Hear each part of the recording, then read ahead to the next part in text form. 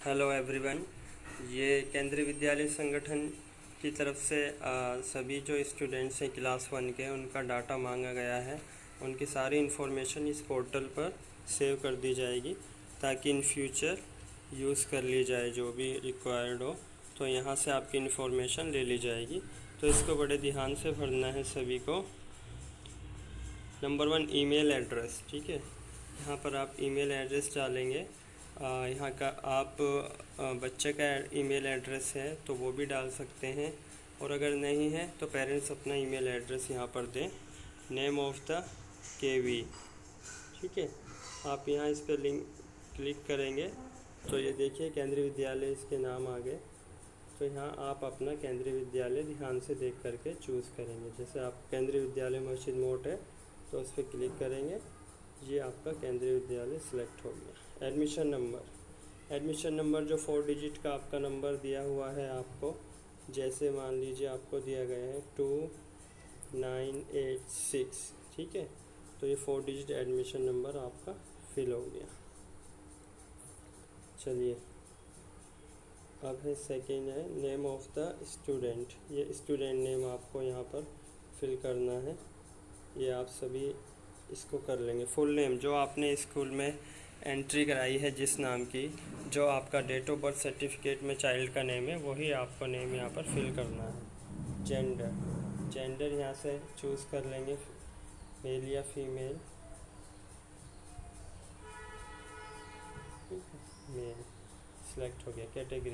Category में आपका आएगा OBC general, OBC, SC, ST, जिसमें भी आपने अप्लाई किया था, ठीक है। जिस कैटेगरी में आप आते हैं तो आप चूज़ करेंगे। जैसे आपने चूज़ किया था ओबीसी, तो यहाँ पर आप ओबीसी ही डालेंगे जो आपने फॉर्म में डाला था एडमिशन के टाइम। एडमिशन प्रायोरिटी, जिस एडमिशन में जिस कैटेगरी में आपको एडमिशन दिया गया है, जिसमें आप इसके लिए एलिजिबल हैं, जिस कैटेगरी के लिए आप वही चूज़ करेंगे। यहाँ से कैटेगरी 1, 2, 3, 4, 5 सभी यहाँ दी गई है। 6 कैटेगरी हमारे लिए इसमें एलिजिबल नहीं है कोई भी स्टूडेंट। तो आप अपनी कैटेगरी चूज़ करेंगे। जैसे आपने कैटेगरी आपकी जनरल थी, 5 थी, तो आप कैटेगरी 5 चूज़ करेंगे, ठीक है। वो आपको पता होगा आपने जिस फॉर्म में जो भी कैटेगरी भरी थी उसी को आपको यहाँ पर फिल करना है, ठीक है।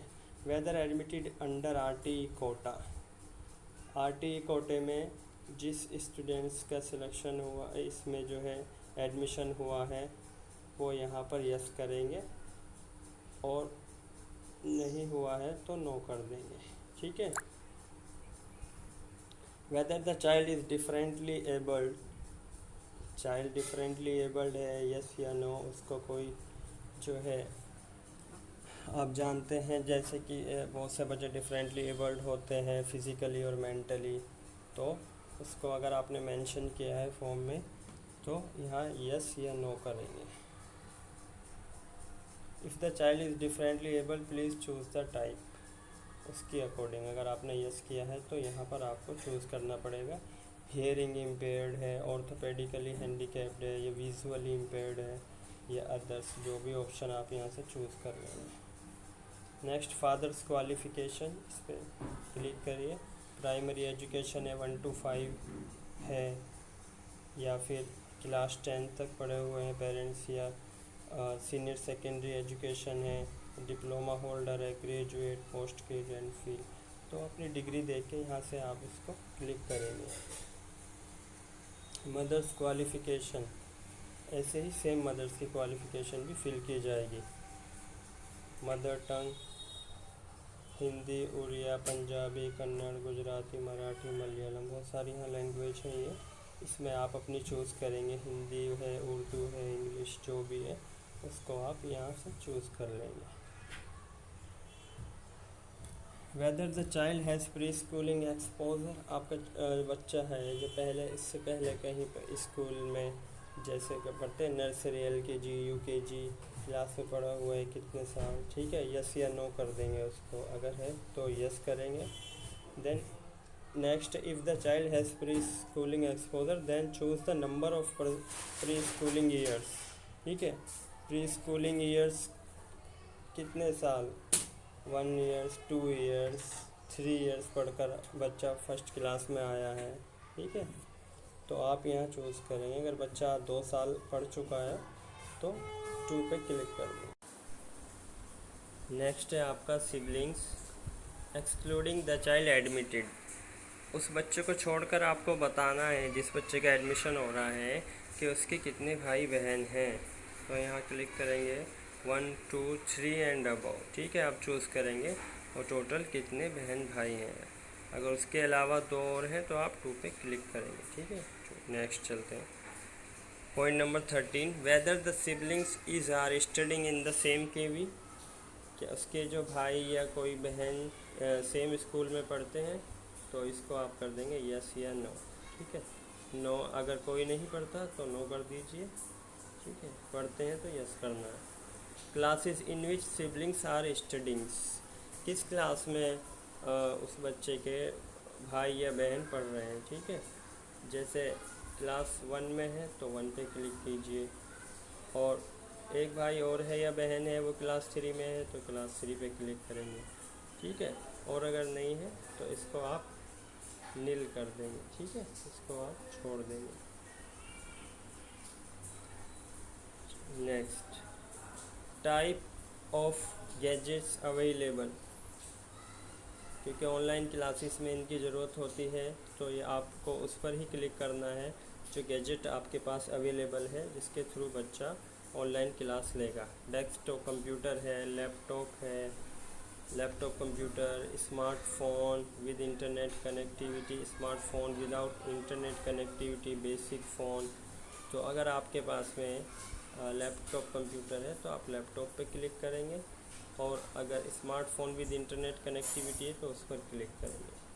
चलिए हो गया। Next 16 number of gadgets available, कितने गैजेट्स अवेलेबल हैं। मान लीजिए फॉर एग्ज़ाम्पल आपके पास में एक मोबाइल और एक लैपटॉप, 2 चीज़ें हैं, या एक मोबाइल एक डेस्कटॉप कंप्यूटर है, तो 2 पे क्लिक कर देंगे। 17 गैजेट अवेलेबिलिटी टाइम, ठीक है।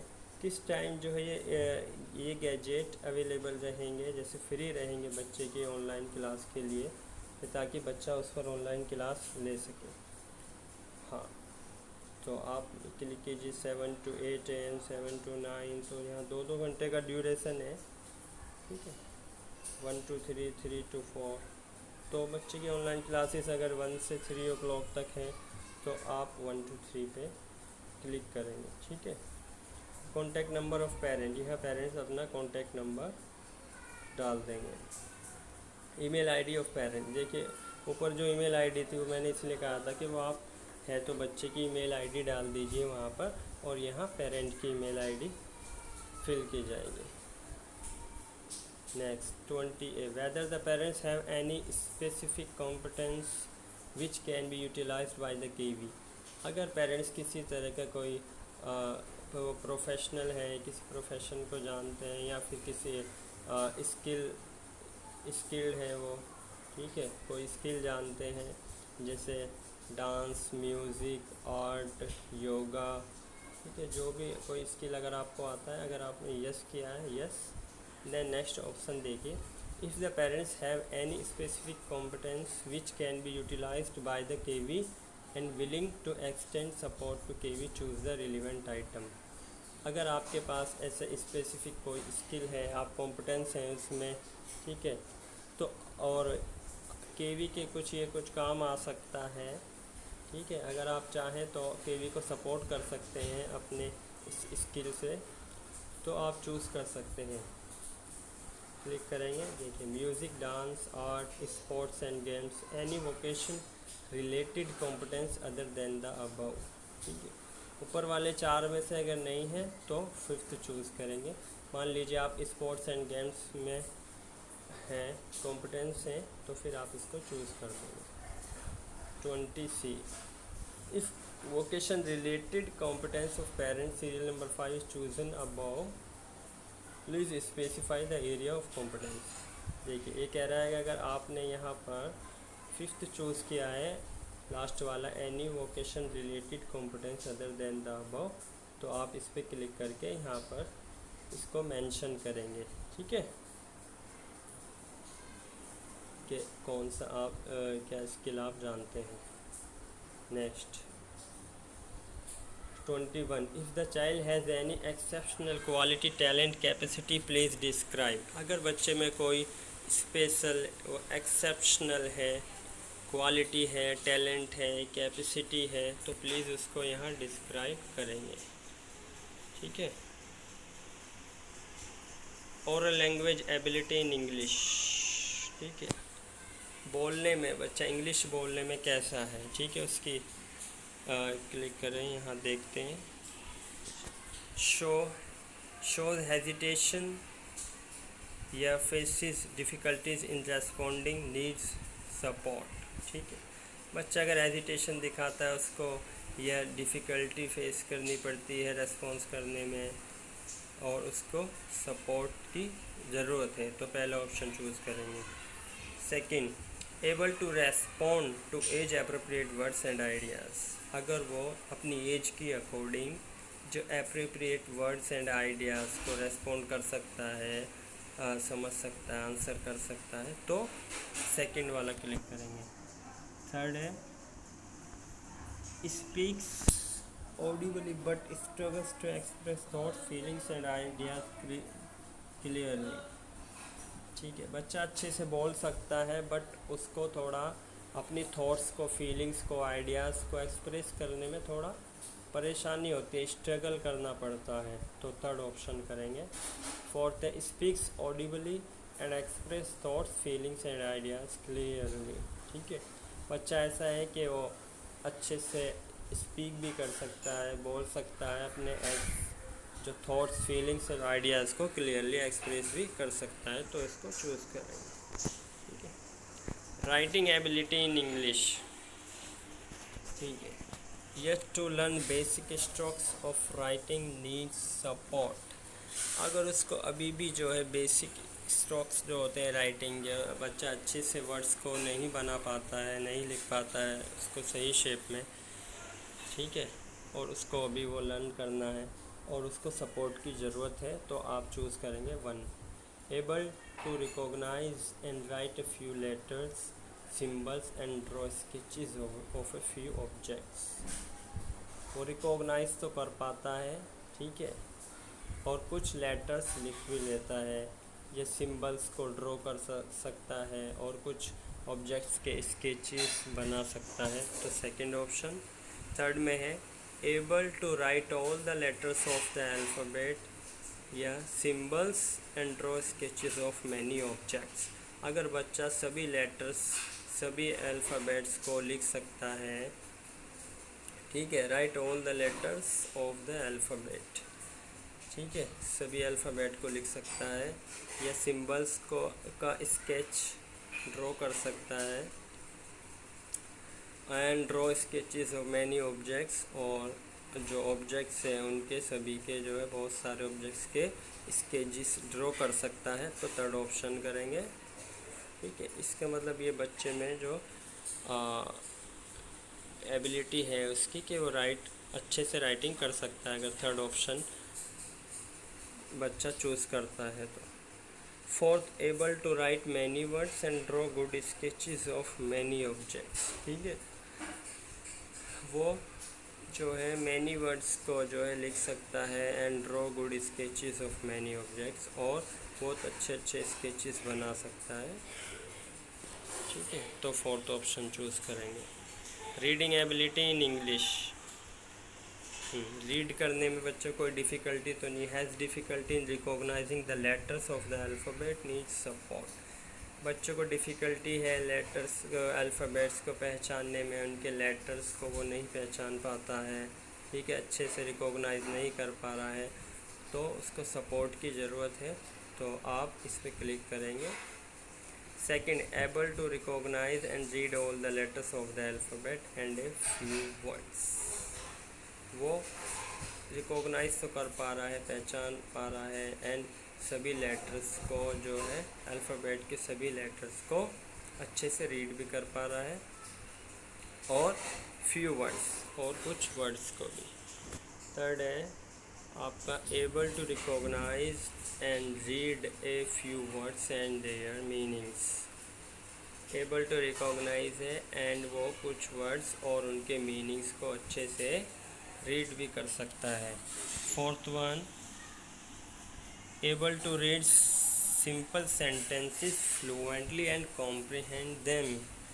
ये सबसे जो अगर आपका बच्चा कॉम्पिटेंट है तो इस फोर्थ पॉइंट पर आ जाएगा कि वो सिंपल सेंटेंसेस को फ्लुएंटली पढ़ता है, फ्लो के साथ में पढ़ता है और उनको कॉम्प्रिहेंड भी कर लेता है, समझ भी लेता है। ठीक है, तो ये वाला ऑप्शन चूज़ करेंगे।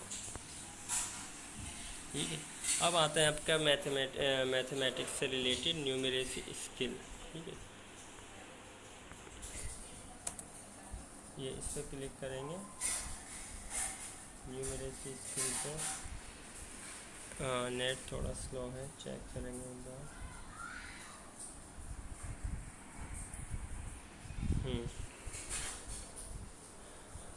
इंटरनेट स्लो है क्योंकि बारिश हो रही है, मौसम ख़राब है।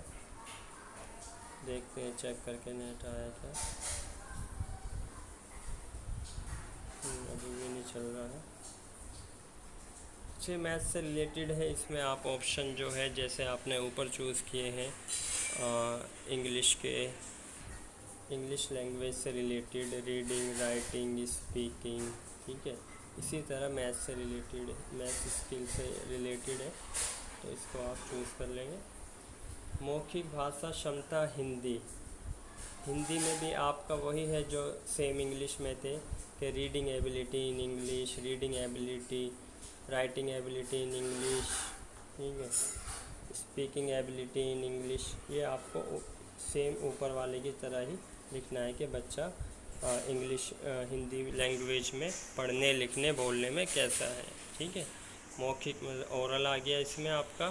सेकंड लेखन क्षमता, ये आ गया राइटिंग, लिखने में।